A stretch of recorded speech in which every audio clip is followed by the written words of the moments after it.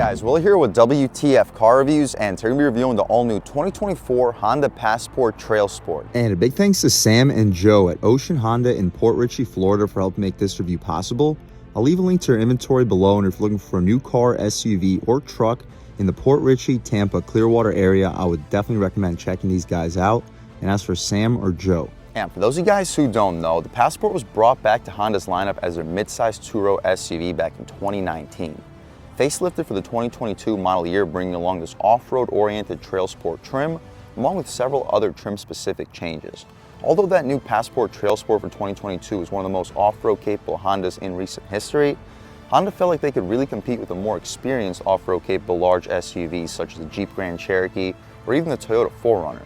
Fast forward to this year for 2024, the Trailsport now gets about a half-inch lift compared to the previous model, with more rugged tuning and super beefy General Grabber all-terrain tires.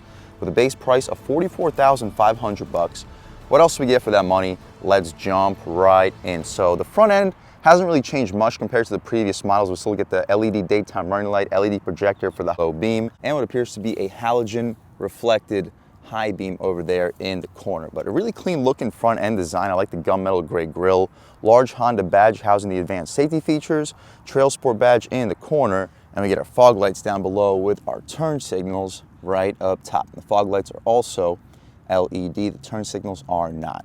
Hopefully you can pick up the functional airflow in both corners, making this SUV look a lot more rugged and performance oriented with your radiator right up front. Cool. Taking a step out to the side, we can check out these beefy all-terrain tires, which are all new for 2024.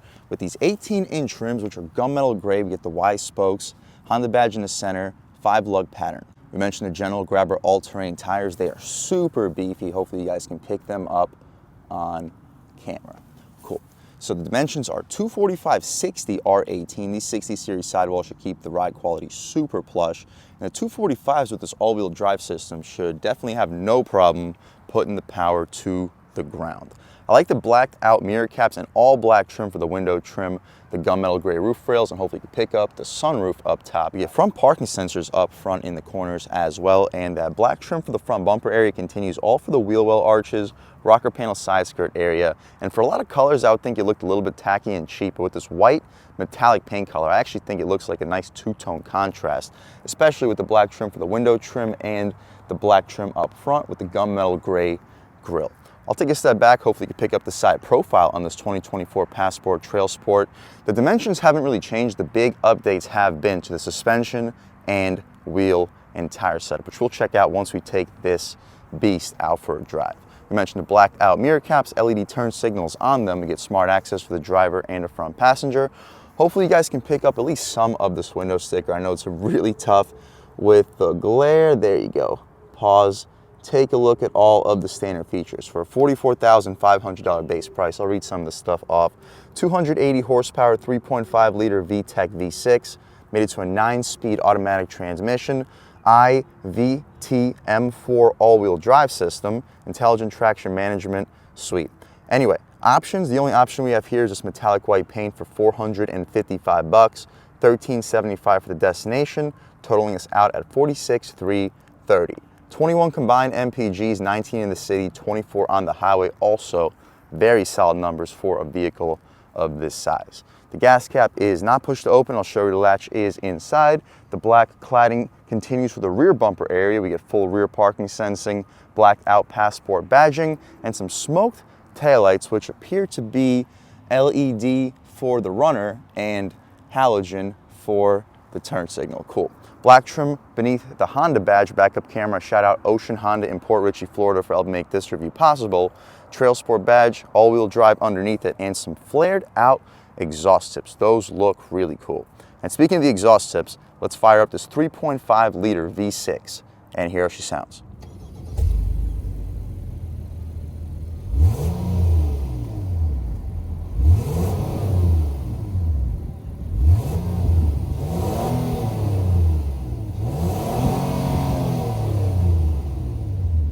Alright guys, that was the sound of the 3.5 liter VTEC V6 sold by Honda for the 2024 Passport Trailsport. And it sounds okay, making a decent amount of power at 280 horsepower, 262 pound-feet of torque. Made it to a 9-speed automatic transmission in this all-wheel drive system. You can expect 0 to 60 in the mid 6-second range. So definitely okay when it comes to performance. I kind of wish we had hydraulic struts at this price point, but using my arm right now as a prop rod. We can shut this hood right down, take a step back, walk around this 2024 Honda Passport Trailsport one more time and take a step inside and see what we get with about a $45,000 base price. We'll turn these lights back to auto so the car isn't yelling at me. Up top, we get soft touch materials, blind spot monitoring for the inside pocket of this mirror cap, plastic door handle. I kind of wish we had some type of chrome or aluminum for it, but again, nitpicky complaint. 2-person memory seats, auto one touch up front, nice soft leather with brown contrast stitching for the armrest, 2 tiers of storage, and you'll fit quite a bit of car accessories up top. 12 to maybe 24-ounce water bottle in front of it, trunk release and gas cap release. Ton of storage down below. You'll fit 2 footlongs on top of each other. Maybe you'll fit a 14-inch sub in there. No nameplate as you step inside. I kind of wish we had like an aluminum Trailsport badge, but again, also nitpicky complaint. These seats are really impressive. Perforated leather, brown contrast stitching, well bolstered and super soft and comfy. Trailsport etched in the headrest. We don't get ventilated seats, standard, but we do get heated seats as a standard feature. Taking a step inside, we can really check it out. So foot on the brake, engine start stop, which turns red as the engine turns on and everything fires right to life. But first we notice is the steering wheel. It's pretty thick. We get brown contrast stitching. I like the material for the 9.3 area. We don't really get any 10-2 bolstering notch, but the 9.3 fits pretty good in your hand. We get 3 spokes down below. Horn area is hard plastic with good graining. The horn, loud and aggressive. People should definitely be getting out of your way. We'll do a window check, see if we get dual panes. We do not, but it's a thick single pane of glass. On the left side of the steering wheel, we have our volume and skip controls. You can go back and home up front. You can hang up and answer your phone calls, access your voice commands. On the right side, we have a radar cruise, heated steering wheel, main menu, and our lane keep assist. We check out the main menu. Here we have adaptive cruise control and lane keep assist. Press it again, and it turns off. On this opposite side, we can adjust between distance and average fuel range. Press this home button, showed high apps. We can see all-wheel drive torque distribution at all times too. That'll probably be my favorite screen to look at all times. Heads up, turn-by-turn navigation, compass when it's not hooked up, maintenance information, seat belts, overall settings, units. But as you mentioned, my personal favorite would be this all-wheel drive torque distribution. It's a 7-inch digital gauge display. The tach goes to about 6,700 RPM. Coolant information on the left side, fuel on the right. The stocks have a super satisfying click, auto headlamps, and we get fog lights on the stock. On the right side, no auto rain sensing wipers, but the intermittent stock right there in the center. Paddle shifters to control the 9-speed automatic transmission, tilt and telescoping steering wheel, econ mode, power folding mirrors. You can adjust them 4-way with these controls too. Turn off the parking sensors, heated windshield, forward collision alert, lane keep assist you can also disable, and we have our traction control that we can also disable. Hood latch release in the corner, parking brake, hopefully you get a good look at the pedals. The dashboard is soft touch with this faux stitching material running all throughout the center. You get some faux aluminum surrounding the gloss black for this touchscreen area. I believe it's a 9-inch touchscreen. Great response, but the way that it's angled up, if you have the sunroof cover open, you'll receive a ton of glare. Apple CarPlay and Android Auto. We also have navigation by Garmin at all times. It's a high resolution screen. The response is pretty good.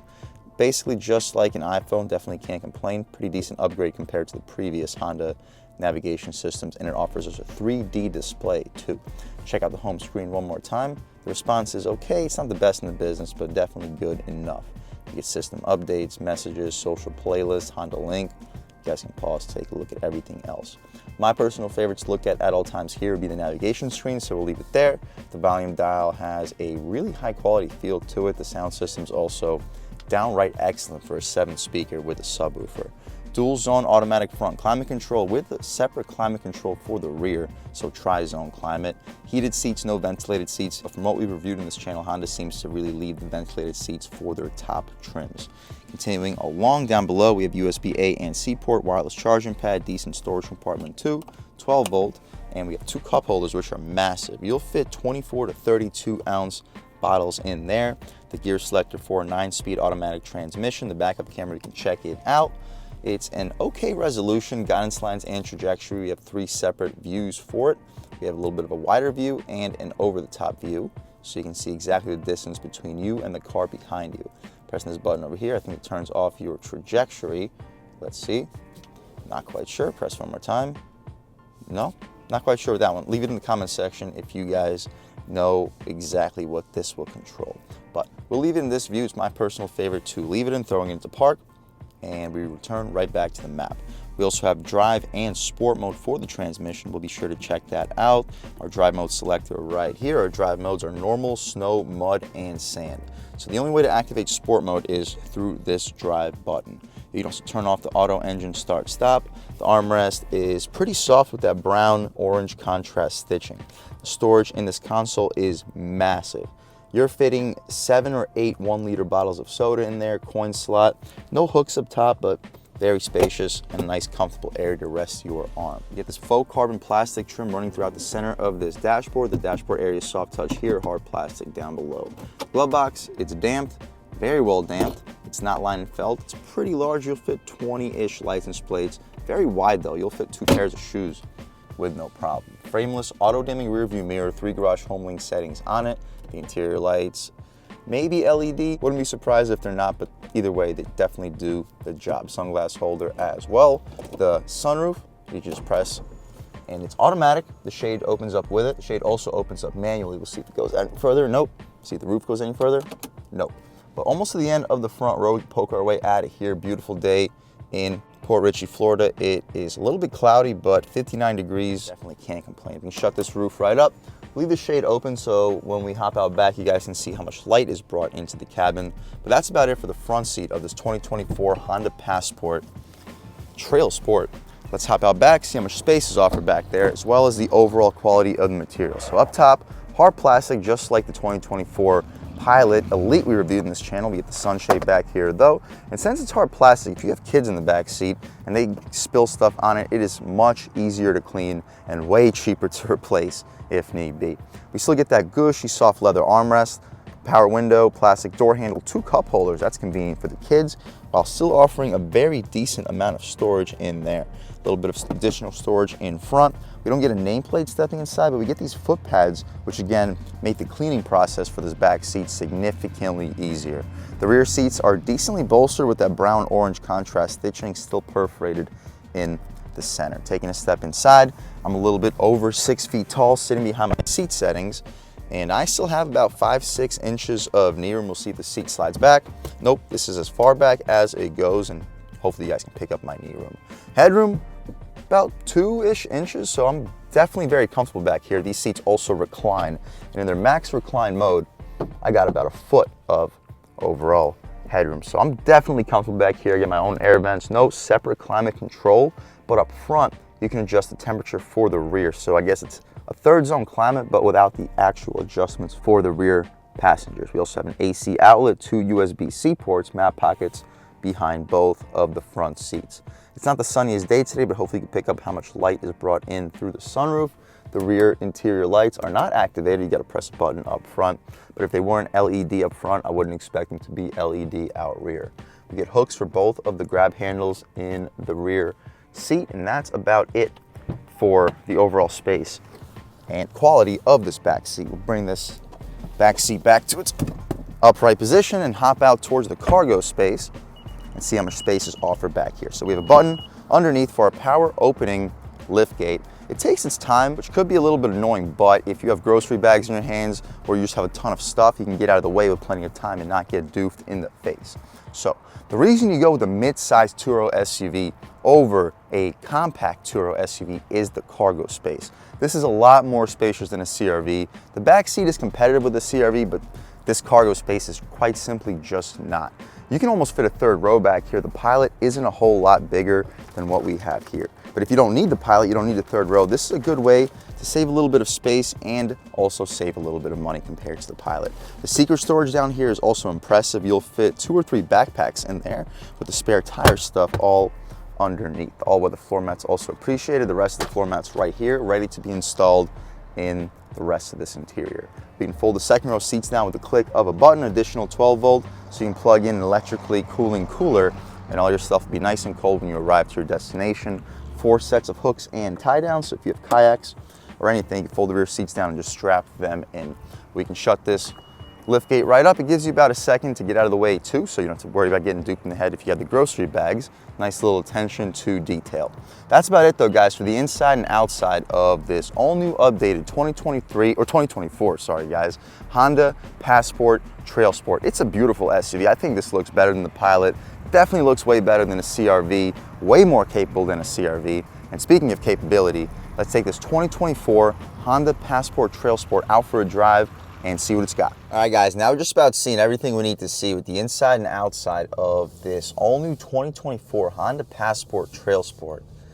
Let's take it out for a drive and see what it's got. Starting off with this little off-roady portion. Part of the suspension tweaks were intended to make the off-road capability of this vehicle, or just off-road ride quality, a lot softer. So, although the ride quality for the previous model of this Trailsport was excellent on the road, once you got off the road, you started to feel much more similar to just a regular Passport without really a separation with the Trailsport. Now, with this upgraded suspension and these beefier all-terrain tires, this thing is actually capable off-road. We have a huge incline as soon as this Pilot decides to pass. All right, trying to get up over this incline. Boom. It feels more capable over these big bumps than my Ram 1500 Bighorn. Right here, speed bump. See what it's got over it.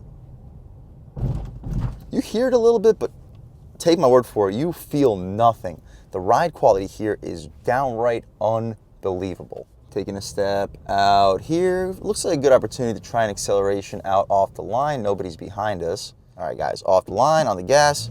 Good response. Ooh. Ooh. That's the VTEC for you. It has good response off the line. Once you cross 3,000, it takes off. And at speed, you hear a tiny bit more road noise with these beefier all-terrain tires compared to the previous models, but really not a whole lot. We'll take a step out over here, open her up a little bit more, about third throttle. Good torque. I'm not sure what this bird crossing the road is doing because he is not moving. Might be sick. I don't know what that is. Maybe a chicken. Anyway, taking a step out here. Good low-end punch at around 2,000 RPM. We still pick up speed nicely. And once we cross 3,000 RPM, as you guys saw, this thing really picks up speed nicely. Let's try it out in sport. See what changes up. The revs immediately increase. Steering, maybe it got a tiny bit heavier. It doesn't feel a whole lot different. Rev matches are slow. Response is good. Steering through the turn. You don't feel a whole lot, but definitely does the job. Try out a real world turning radius, see if we can make it. Yep, no problem. Shifts are a little bit delayed with the paddles. Woo! Once we cross 3,000 RPM,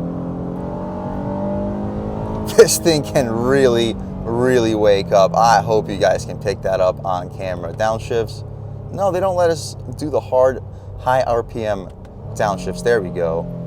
On the gas. I like the sound of this 3.5 liter V6. I don't think it makes this sound in the Honda Pilot. Good hard rev match downshifts. Throwing it in. Handling is solid on the gas. Here the floor mats flying around. Jeez, this thing can pick up speed well. I could see 0 to 60 in the mid 6-second range, but it's the way this vehicle builds the power. This VTEC loves to rev, and that sound once you cross that 3,500 RPM barrier is impressive. Over the bumps, the ride quality is downright excellent. Manhole cover, wouldn't even know it was there. You hear a tiny bit, but you feel absolutely nothing. We'll take a step out onto this multiple lane highway, get it out of these manual shifts, and just cruising along on this multiple lane highway. I mentioned before that you may hear a little bit more road noise with these tires, but at higher speed, I don't really hear anything. I don't know what I was hearing before. Maybe it was just a different pavement, but these tires don't bring any road noise in through the cabin. The wind noise, although we don't get dual pane windows, is just about non-existent. The torque, passing power is effortless, barely have to step in the gas. Transmission doesn't even have to downshift, and we're picking up speed like it's nothing. This power plant may be underrated. I know that 280 horsepower it's a healthy amount of power, but considering most of the competition, say like the Telluride, the Palisade, makes more power on paper, but don't feel anywhere near as quick as this, tells me that this 3.5 liter V6 is at least a little bit underrated. We'll try out a real world turning radius one more time. Brakes feel good. As soon as this Corolla passes, we'll check it out, but I think that this radius should be good enough or that it doesn't matter. Corolla, that's a matrix. On the gas, whoop, not bad. At about half throttle, good torque, and I think it started us in second gear. But should be a good opportunity to try one out off the line, and then we can start wrapping things up. All right, guys, on the gas. Ooh, wow. Crisp shifts too. The way it picks up that second life after 3,000 RPM, that's just something that you're only going to get from a Honda VTEC. Overall, guys, if you are looking for an off-road capable luxury SUV, this isn't the most luxurious vehicle, but it's very comfortable inside, very spacious, very off-road capable, and has a base price under $45,000. To have this level of off-road capability in a Grand Cherokee, you're looking at over 50, sometimes over 60. Yes, the 4Runner is pretty off-road capable out the box, but four-wheel drive is an option on the 4Runner. It's standard on the Passport. The 4Runner is also nowhere near as comfortable. The five-speed transmission is clunky. The fuel economy is terrible. If you're looking for better fuel economy, better comfort than a 4Runner, but you're looking to save a significant amount of money compared to a off-road capable Grand Cherokee, this 2024 Honda Passport Trailsport is a must check out vehicle. It is comfortable, quick, spacious, and with these beefier all-terrain tires and new beefed up suspension, it is legitimately off-road capable for a mid-size premium two-row SUV. If that's what you're looking for, guys, I would 100% recommend checking out the 2024 Honda Passport Trailsport. And a big thanks to Samwise at Ocean Honda in Port Richey, Florida for helping make this review possible. I'll leave a link to their inventory below, and if you're looking for a new car, SUV, or truck in the Port Richey, Tampa area, I would definitely recommend checking these guys out and ask for Samwise. And huge thanks to all you guys for watching. I had a great time making this video. If you're new to the channel, please subscribe. If you've already subscribed, thank you so much. You guys know the channel is just not possible without you, and I really appreciate the constant support. But again, if you haven't subscribed yet, please subscribe. Leave a like too. It really helps me out, the YouTube algorithm. That's how these videos get promoted to new people.